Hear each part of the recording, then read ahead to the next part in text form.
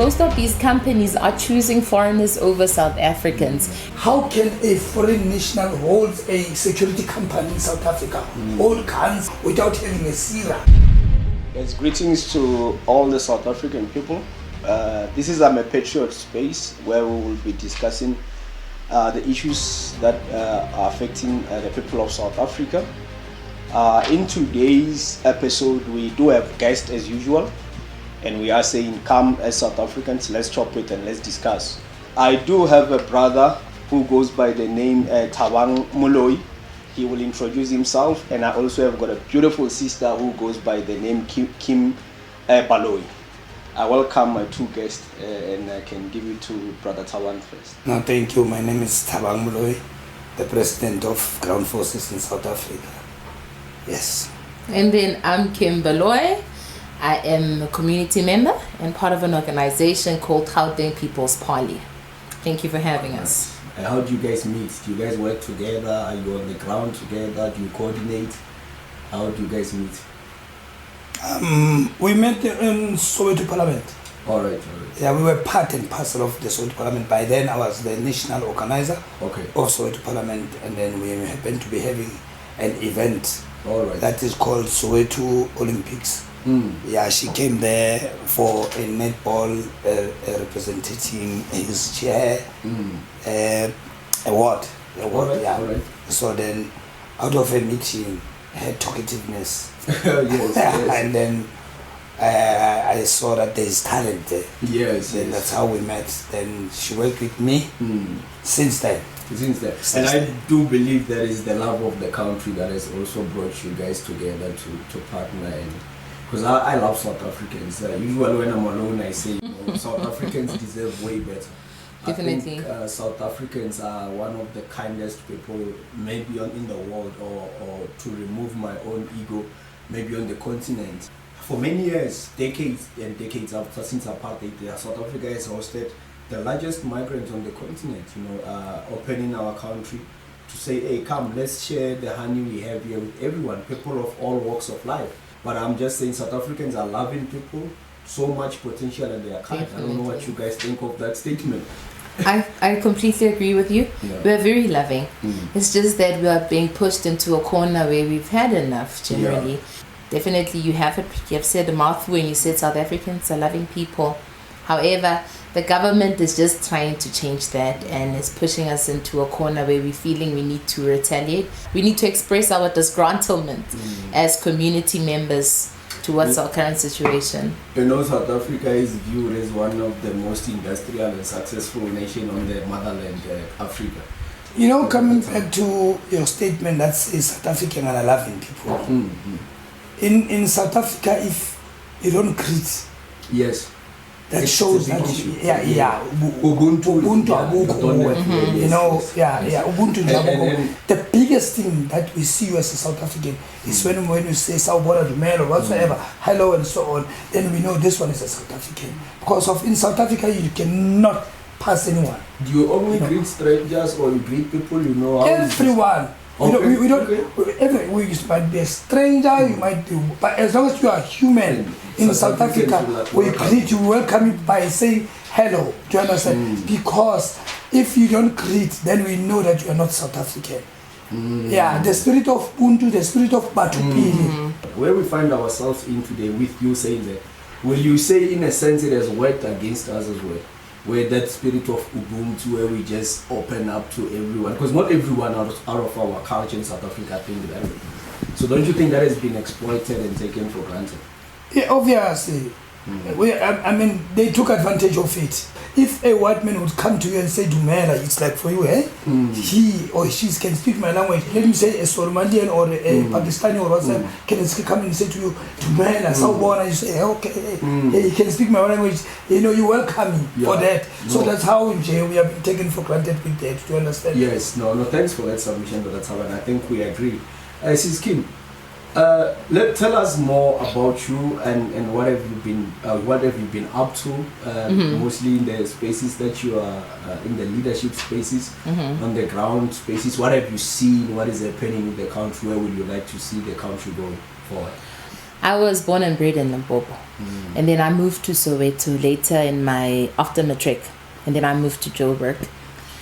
And what surprises me more is, when I was a bit younger, we never had so many foreigners.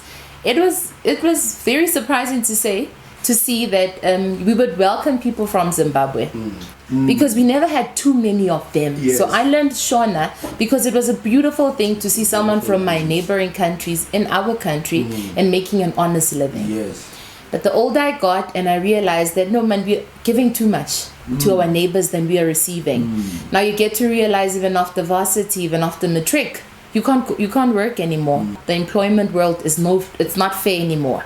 You're even going to a point where you're knocking on doors like, are you employing? Because I don't see it on your website. Possibly you are employing. And they tell you, no, we don't have posts. However, when you look deeper into that particular company, you have foreign employees working there. And then you ask yourself, how did they apply for these jobs? How did they get these jobs? Because I came here 2 months ago looking for a job in this company, and they say they're not employing. But I'm coming back today, and then I'm hearing something different from the employees to say, no, they hired 2 weeks ago, 10 people and whatever. So now we're becoming very unkind because our parents have taken the little bread we have and they've given it to our neighbors. Now the little that's left can't accommodate all the kids inside this very home. So we are now labeled xenophobic to say, no, this is enough. I can't live in poverty in the only country I've known in my entire life. I have nowhere to go as a South African. If things don't go well for me here, I can't run anywhere. This is my home. This is all I've known. Yes, we are still on episode 2 of I'm a Patriot. This is the space for South Africans. But then there will be people who will say, but you know, during your struggle times, we did accommodate you. And I think this is the question that maybe Tawan can elaborate well, because I think you, Kim, you were still young, you were born into the new South Africa. I trust Tawan, and I think Tawan, maybe because he lived quite through the struggle period, maybe he has seen the old South Africa and the new one. Yes, Tawan, they have accommodated us during our struggle, even if the numbers were quite few, and then not all countries accommodated our people. What do you have to say because that makes sense though, they did accommodate us during our struggle.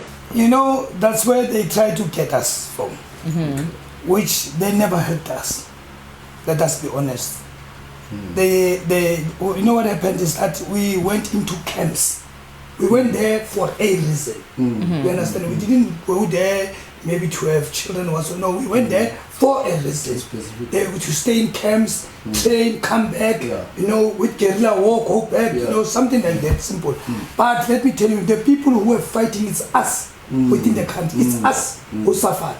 I know the smell of tear gas. I know the smell of not sleeping, you know, not going to school well because of us part and parcel now of the system of apartheid. And I suffered that. I mean, May to first May, you know, as kwelwa, akutengwa, you know, as patali rent, those things. When it was us who were suffering. And where were they by then? They were outside the country for a certain course, training there to come. People like Solomon Matangu, who is now, his blood has been sold. Do you understand?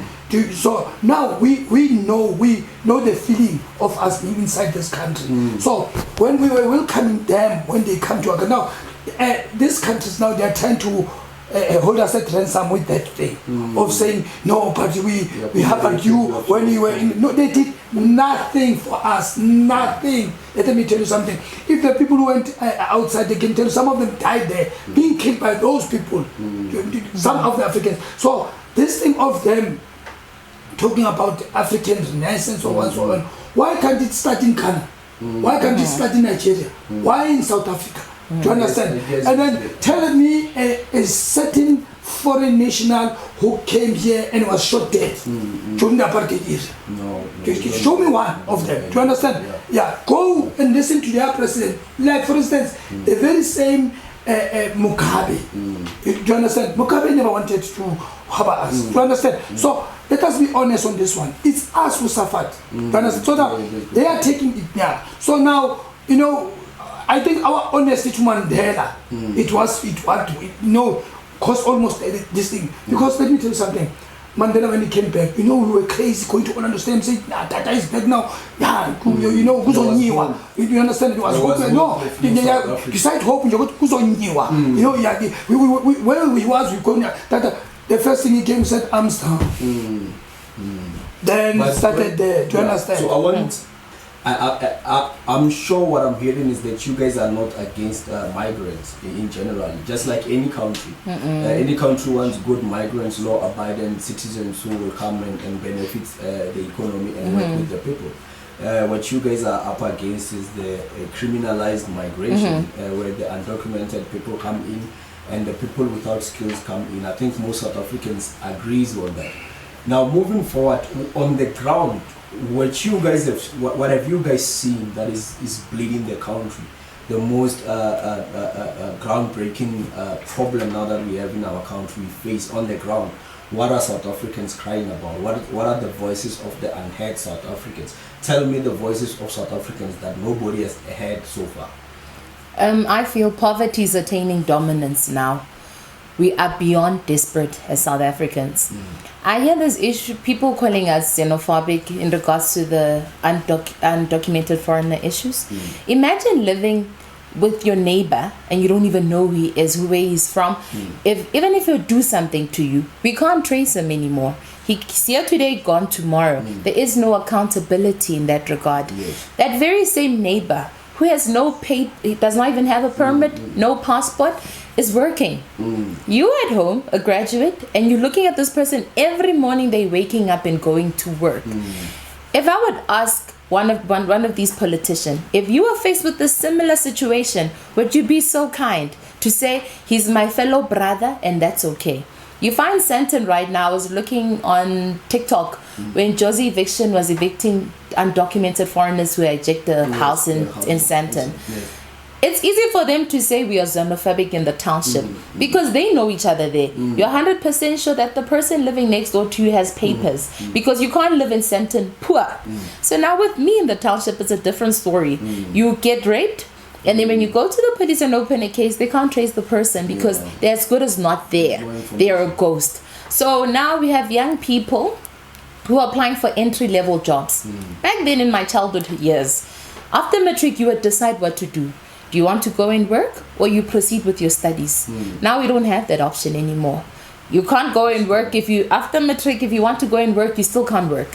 Graduate, you still can't work because most of these companies are choosing foreigners over South Africans. You need not to obtain a critical skill to work anymore. So now these are sad realities where South Africans have gotten to a point where we are trying to show the government that we are disgruntled at our situation now. 350 is not enough. I had 350 the other day and I walked into Pick and Pay. The things that I bought, it couldn't even last 3 days. So now the government gives me 350 for an entire month, and in their state of mind they think it's more than enough. That's an insult to a graduate. It's an insult to a hard worker. Just hold it there. I think we should come back to that conversation. It's a long one and a deep one. Many South Africans have touched that a lot. Now, Tawan, quite recently I've seen that you touched on I think it's the Michelangelo accident in the restaurant. Can you please elaborate on that specific accident in terms of what you know and what you've gathered? A 20-year-old girl works at a restaurant, and then a manager there is a Zimbabwe. Is being a manager at a restaurant? Yeah, he's a manager. Is it a scarce skill? No, it's not. It's not. I mean, we know the work of a restaurant. I mean, it's like a guy who goes to the you understand? You don't have to do that. So, but maybe our school, you go to school for that, but they'll teach you how to, mold yourself. That's the only thing you can go to school to work in a restaurant. But let me show you a young girl goes to a restaurant looking for a job. He gets this to Zimbabwean guys. One is a manager, the other one is a supervisor. Now they make sexual advances to her, telling her exactly that if you don't... And the aim of that story is not to say that person did that because he's a foreigner. No. They can be a South African who can exploit a young person. Yes. But to say that we have opened a channel where we are bringing in people without skill to even be in position where they can exploit. But let me tell you something, exactly what I'm trying to tell you. Let me put it bluntly to you. We are trying to say when you are a foreigner, you have to behave yourself. Yes. You understand? Yes. Just like how we do when I was in Botswana. I was in Botswana, Papa, you won't do that. Let me tell you something. The cops that don't go with fence, the guns and so on, they come with bicycles and they tell you. And you obey. Simple. You don't obey the rules of Botswana, you are out. Yes. Or you go to jail. Simple. And Botswana is safe. They don't have this that you see, and nobody's calling them. And there are Zimbabweans there, but they behave. So in South Africa, let me tell you something I want to say. Now, it's Kia's issue. Today, tomorrow, we are hearing 5 children who have eaten poison from foreign nationals' shop. Do you understand? Here in Soweto. Do you understand? So let me tell you something. It happened before last year, the very same month. Last year, we were told about post-mortem. Somebody came and said, no, let's wait, this does not do anything, let's wait for post-mortem. And down the line, 5 now die. Do you understand now? So what must we wait for? No, we must do something. Thank you. So I think you have detailed it very well. I just want you to elaborate in summary so that we can be quick in gathering. Yeah, just to summarize. So what have you been doing specifically on the ground to really fight pushback and make the government to be aware of the voices of South Africans? Because your story, it's not unique. Many families around our communities, our townships, our suburbs, our villages can come here and actually tell the same story. Now, moving forward, how do we end up pushing back to create a beautiful South Africa, a good governed South Africa benefits everyone? Let me tell you something. We were sold lies that we are free, our country is going to be great. Like for instance, what we discussed earlier, go to the Freedom Charter, 1 to 10. Tell me 2 things that our government is doing within the Freedom Charter. None.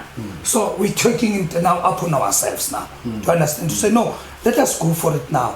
And then now, because of these people now are taking advantage of what we are, our generosity now. They are working in South Africa, they are managers, they are what they call senior positions in South Africa. Now they start taking advantage to come where we are today. As you're asking me about Michelangelo. Yes. What happened in Michelangelo? It's showing, it's a show of sickness that we have. Our foreign brothers taking advantage of the beautiful and the generosity that we have. Will you then say our comrades in government are also to be, they probably the majority to be blamed for this, right? Because any government foresees what is happening in its country. My brother, there was not going to be Tutola. There was never going to be Soweto Parliament. There was never going to be whatever organization. There was never. Let me tell you something. South Africa, we are supposed to maybe to be having, because of by then we knew only 3 political parties that will be in South Africa, which is PAC, ANC, and AZAP. Yes. Where were the others? Now you find you had 300 and something organizations. Why? It tells you exactly now why we have so many organizations. It's because of our government is doing nothing to help or to keep this what is presently happening. Do you understand? But this is a big syndicate that we can see, as we were discussing it earlier. Somebody here wants exactly that South Africa must never have peace. And that's you leave it there. That's a good one. I think we have to come back and say, if there's somebody who wants this chaos to exist within the borders of our country, to what benefit and to what end? And maybe my sis Kim there, you can chime in and say if there's anyone who's saying I want this to happen, and I assume that person is in position of power to make that happen. Do you think there's a benefit to that, and what is the end goal to South Africa as a country? How we're moving forward, how are we going to deal with these issues? I think no one will boldly tell us that I'm an instigator for this whole havoc that you guys are facing as a country. However, the end result of this shenanigans that are transpiring is that South Africans are getting very angry. Day by day, there's an organization. Day by day, someone is registering an organization, and we're fighting the same objective: undocumented foreigners in South Africa. So once a person is in poverty, you lose all sense of reasoning. Now you're controlled by your situation, frustration, depression. It's a very dark place. Poverty and crime as well, because definitely we have our own crime, and then I feel like some crime is also definitely. Majority of the people that are behind bars right now would probably have never been there had they been given an opportunity to work an honest living for their families. I don't justify what they are doing, but poverty takes you into a dark corner. You know, when you're a parent like myself, I'm a mother, and then you're coming back home, you have nothing. And then here's a little boy here is looking at you right in the eyes, and they're hungry. You can't tell a kid that, no man, hold your hunger, we'll try again tomorrow. But then on that same topic, someone, be it a South African or a foreigner, might say, but you can't blame that on the migrants. That's not the issue of migrants. Is you should communicate with your government. And sometimes these are people who fail to communicate with their own government at home, and at least they have somewhere they can run to, like South Africa, but you don't have anywhere to go to. But that which is a good argument to tell you that, you know what, I'm not the one who created that situation by being here. You need to deal with your government. How do you respond to it? I agree that our government created this. You have self-benefiting politicians who are looking out for their own pockets, not for the better good of the country. I was telling young people the other day that I think if young people are put into power and let us lead, you cannot speak on my behalf. You don't know what I'm facing. You're looking at this thing from a very far distance, and you're thinking that I want this, but I don't really want that. So if I have a young person, not even one, let us have 100 in parliament and tell us, lead the country. We will actually look out for the needs of the current generation. I see most of the people in parliament are over 65, and I'm thinking to myself, do they even know my daily struggles as a young person, as youth today? How do you speak on my behalf if you're not in my position? I don't have conversations with you, so how will you know anything about me? The qualification to be a leader in Africa is age. The older you are, the better for you. And to be greedy. Yes. Just be greedy. You're a good politician. Yes. So in total, in general, where you guys meet each other and agree, which my sense is that you all see the issue that is affecting many South Africans, like many of us. Foreigners being one of the major issue, but I think our own government has allowed that. And then our movement, like a patriotic movement, your movement on the ground, I think we are aware that we need to also take that much energy to our government. What we do on our side, as I'm a patriot, sometimes we take the legal actions where we try to get funds from people, you know, to kind of like get funds so that we can maybe challenge our government in the legal manner, because if we don't do so, we will be labeled as rebels or terrorists. So we need to use the same constitution they use to also like push back, because the constitution can allow our civil movement to actually take actions and get to court. Maybe sometimes the funds are not there helping much, which I think that's where South Africans will come together and hear the voices like yours and mine to say, look, can we assist each other and work as a unity in order to fight this? Because it's only an average South African who's affected, and most South Africans are average. So what do you have to say, Tawan, about that regarding moving forward? How can we actually deal with this in a very practical way, offering a solution? Man, the solution is supposed to be our government. Of course. To be honest, it's not. Yes. That is why you see Tabang and Kim there. Yes. Because of now we are interfering, because of you see that no one interferes when these things are happening. Do you understand? I mean, if a foreigner will boldly feel comfortable sexually making sexual advances to a South African and tell her that I will chase you away if you don't strip for me. Do you understand? I mean, what kind of it's a lawlessness country. Do you understand? The way that everyone feels. Look, let me ask you a simple question. You will never, you know, when I grew up, there was a boy who went to America, and then when he gets outside, it happened that he had a gun. He shot someone. You understand? Yeah. That gun was not in the States. Yeah, in the States. Coming from South Africa. Yeah, coming from South Africa. That gun was not legal. That boy was hanged. Because I was going to ask you that, because most of the times I never hear the cases where South Africans have built a community somewhere outside our country. Maybe I've seen few in UK, because we do have migrants there. But even with that, I don't see these cases where South Africans are committing heinous crimes in other countries. So what would you say then we have imbalanced migration, and maybe our voices should be heard? Because if we're not importing crime into other countries, why should we tolerate crime that is being imported to our country? Do South Africans have actually the right to stand up and voice their voices? Because movements like this, where you've got podcasts, you're coming on digital spaces to actually speak for South Africans, it's really a crime. We are putting our lives in line. Yes. It's really not. It's not accepted in the society today. If you speak for South Africans, if you stand up for South Africans, it's a crime.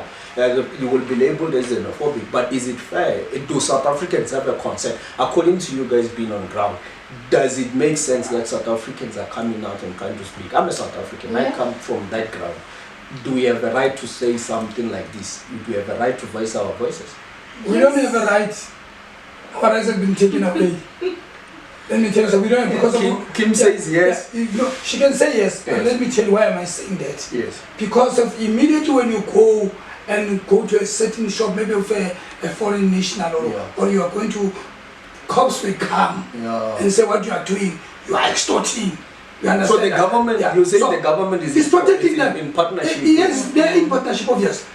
We don't have rights to do that, because of whenever you try, law enforcement, they will come to you and say what you are doing is wrong. You are being xenophobic, and who said you must come here and so on. But when you see that particular, when you go deeper, you find even there is a security company in South Africa. Let me tell you something. How can a foreign national hold a security company in South Africa, hold guns and stuff and everything without having a SIRA? When you're a South African, you want a job of being a security guard, you'll be asked all these papers, but you go to these shops, malls and so on, you find foreign nationals having long guns, big guns, and then they are security company. So that tells you that. Yes. In a close to a close up, guys, I want us to close with a good message to the people of South Africa. These concerns are not new. I think we are going for decades speaking on them now. It's nothing new, but I think we're in a stage where the young people now have to come up with solutions, because all this mess the government has created is going to be left to us and our kids to sort it out. And we are the generation that is laying foundation to say, you know what, it's time to stop this. What are you guys saying to South Africans that South Africans should follow as a solution to our crisis? Obviously the government doesn't perform, the government doesn't listen, but what can South Africans do? What can movements like this, your movement, our movement, what can we offer to give hope to South Africans, to promise them that one day something will be done? Okay, before I reply to that, this is clear to see, and it's evident that the problem does not start with us on the ground, it starts from the top. Other countries like Burkina Faso, their president stood up for them. So in our country, our president is not standing up for us, is actually against us most of the time. And so this is clear that the problem also comes to Parliament. The people in there have forgotten their mandate. When we vote them from the ground, we are telling them, go and fight for us there, because we can't all be there, but fight for us up there.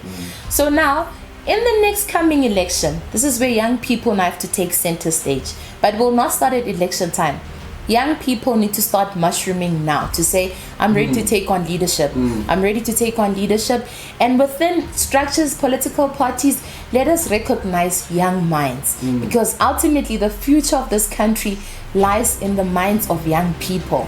So with us organizations, I really would love us to work together. To achieve great results, we have to hold each other's hands, to say, I'm a patriot, here I am, I'm Kim, I'd love to work with you because we have the same goal. And also with community members, let us not allow the government to divide us with the petty little things that they're coming with here. The police, also, sorry to say this, but let our police remember who they are serving. You are not serving a foreign national, but Tupile is the citizens of the country. Serve us first. If I'm telling you that this undocumented foreign is a problem, pay attention and listen. I'm happy to see our current minister is actually listening to people. He's listening to communities and he's showing great interest in working with them. So I have hope that going forward, we will have change as a country, and going forward takes us. It's day by day. It will not happen overnight. Change will not come overnight. But if we work towards the better good, we will actually achieve great results. Thank you guys for tuning in to I'm a Patriot. Don't forget to subscribe, like, and leave a comment. I'm a Patriot is a movement that stands for South Africans and the love of South Africa. What we are doing is not the hate of anyone outside South Africa. It's not the hate of anyone of any color or any nationality. What we are doing is the love of our country, and the love of our country is not the hate of anyone. Thank you, my guest, and yes, may you go with. Thank you very much. Thanks very much.